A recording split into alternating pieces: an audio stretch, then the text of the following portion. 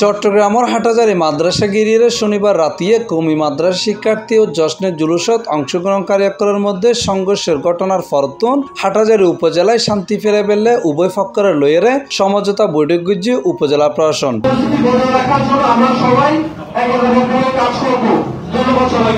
রবিবার সেপ্টেম্বরের 7 তারিখ বিকেল 4:30 ফোনে 6টা পর্যন্ত উপজেলা পরিষদ মিলনায়তনত এই বৈঠক অনুষ্ঠিত হয়ে।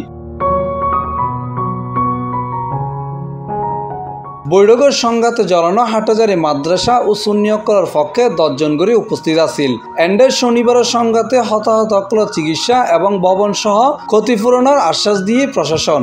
এছাড়া হাটাজারি মাদ্রাসা এলাহাত অর্থাৎ সারিয়াতন বাস স্ট্যান্ড এলাকায় শব্দ দূষণের বিষয়ে সতর্ক থাকতে হয়। ব্যাগ মিলিয়ে উপজেলায় আইন শৃঙ্খলা স্বাভাবিক রাখিবেলে উভয় পক্ষের শান্ত থাকতে হয়।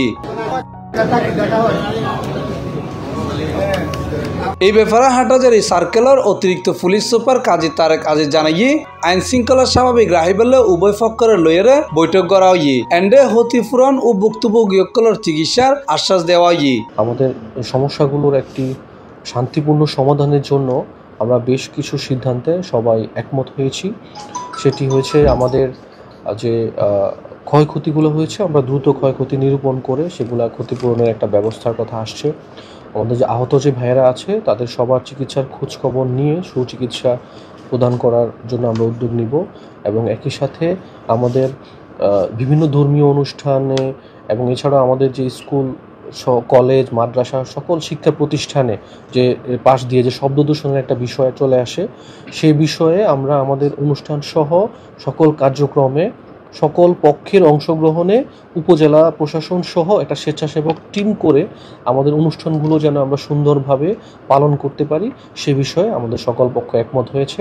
সকল পক্ষকে আমরা ধন্যবাদ জানাই এবং আন্তরিকভাবে এলাকাবাসী সহ সবাইকে শান্তি শৃঙ্খলা রক্ষায় আমাদেরকে সহযোগিতা করার জন্য অনুরোধ করছি। বৈঠকত হাটাজারি মাদ্রাসা সিনিয়র মুহাদ্দিস মুফতি জসিমউদ্দিন, সুন্নিয়কলের পক্ষে অ্যাডভোকেট মুসাউদ্দিন বখতিয়ার, অতিরিক্ত জেলা ম্যাজিস্ট্রেট সৈয়দ মাহবুবুল হক ও উপজেলা নির্বাহী কর্মকর্তা ইউএনও মোহাম্মদ আব্দুল্লাহ আল মুবিন সহ সংশ্লিষ্ট সকল উপস্থিত আছেন।